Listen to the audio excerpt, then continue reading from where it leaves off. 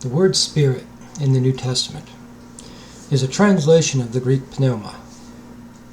Spirit itself comes from the Latin spiritus.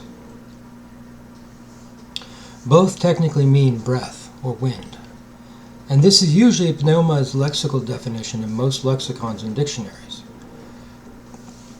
This being said, to confine pneuma to this definition when translating is to actually mistranslate this word from a Roman or Hellenistic worldview.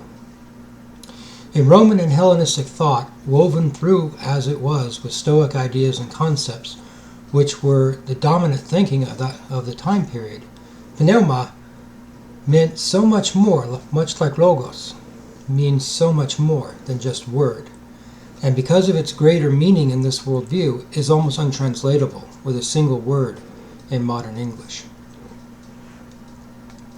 In the first century Hellenistic world, the word pneuma referred to the breath of life, but also the creative fire. It was seen as being made up of the elements of air and fire.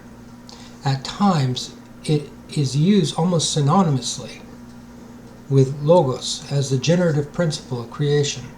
And like logos, it is seen as permeating all of creation, animating everything, and identified with the God. It is one of the two things, matter being the other, as being neither created nor destroyed, and is therefore immortal and eternal. It is in one place described as the soul of the God, of which every human being has a share or takes part in.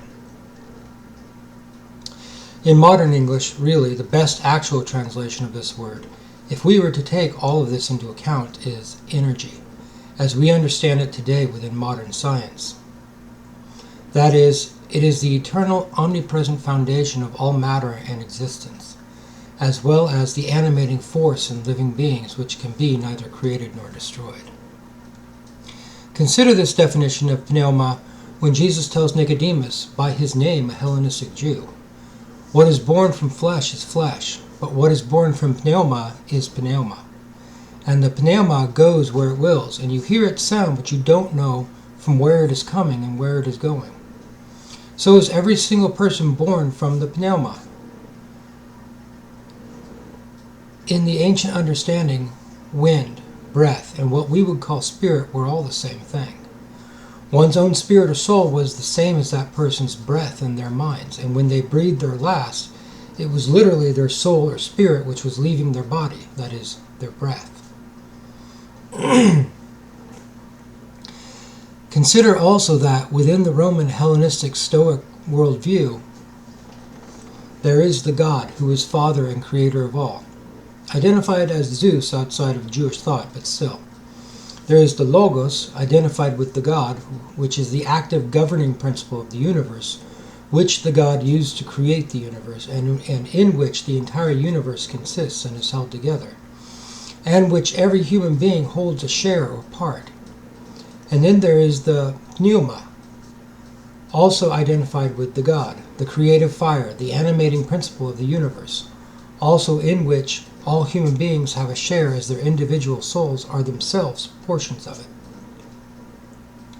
The God and Father, the Logos, and the Pneuma. Sound familiar?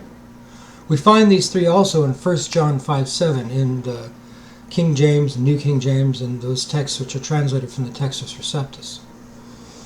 Because there are three who testify in the sky, the Father, the Logos, and the Hagium Pneuma.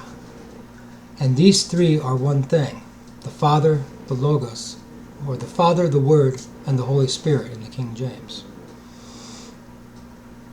It is often said that the theme of the Gospel of John is Jesus is God. This is not entirely accurate. The theme of the Gospel of John is Jesus is Logos, which is just slightly different in concept. But we can see this being addressed up front in the first chapter. And the Logos incarnated and camped out, or went camping, literally, among us. When Jesus talks about himself as being the way, the truth, and the life, he is talking about himself as Logos. When he says, "And if the Son shall set you free, you will in fact be free," he is talking about the Logos, incarnating himself, setting you free.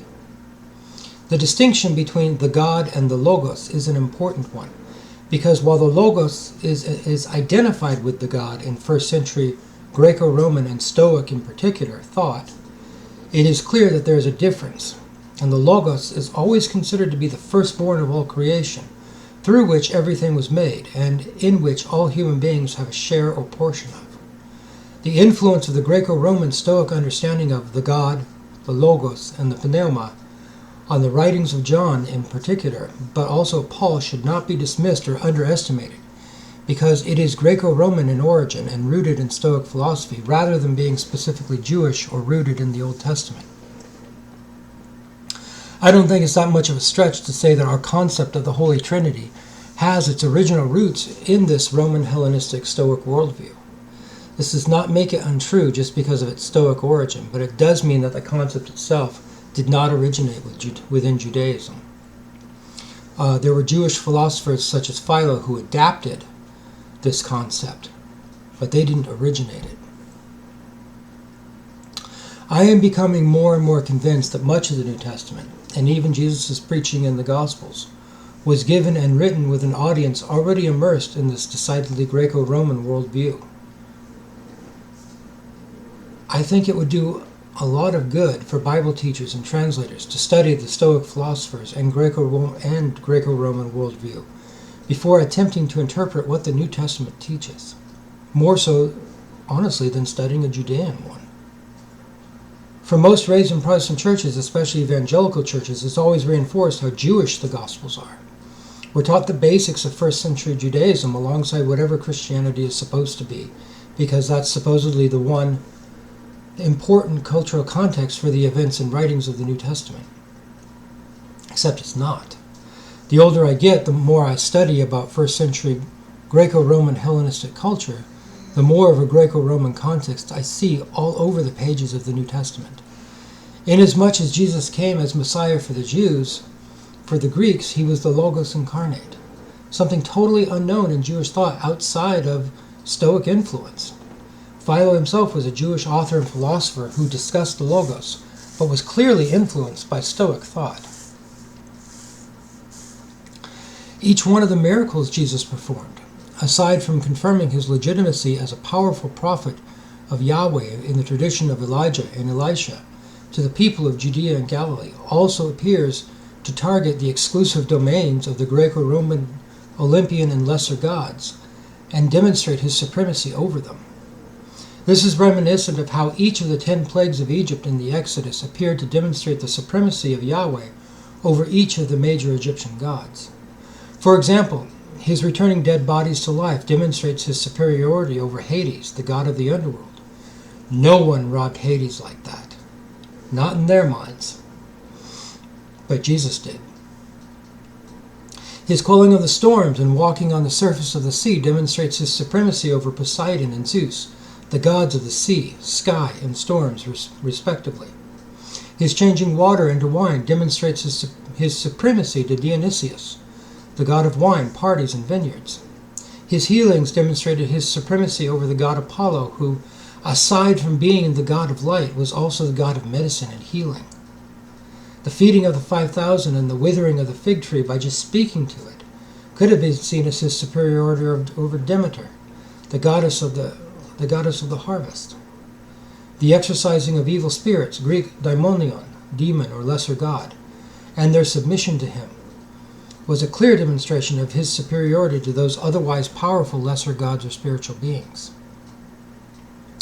Even his very teachings and the letters of Paul and John echoed the ethical teachings of the Stoic philosophy, which was ubiquitous throughout Hellenistic society. Further, the Greeks and Romans would have recognized the conceptions of the Logos and the Pneuma as being identified with the God and Father far more readily than their strictly Jewish counterparts, as this kind of a proto-trinity already existed in Stoic philosophy. The more I look at this, the more I realize there was no real wonder why Paul used the Greeks' own poets when preaching to the Areopagus, and not once mentioned the Hebrew Scriptures, not even the Psalms. Why? He didn't have to. He could have preached the entire gospel from the Greek philosophers in order to back up everything he said about Jesus, and they would have understood and accepted it far more readily than when what they would have considered to be the foreign Hebrew writings. those on Mars Hill would not have listened to the Hebrew Scriptures. They just wouldn't have. But they would have listened to their own philosophers, their own poets. By ignoring the Greco-Roman cultural roots of the New Testament in favor of an entirely Jewish one, and by ignoring that Jesus was clearly broadcasting to the Greeks and Romans who he was by what he did and what he said, even as he spoke more directly to the Judeans and Galileans, we seriously hobble our understanding of the Gospels and the New Testament as a whole.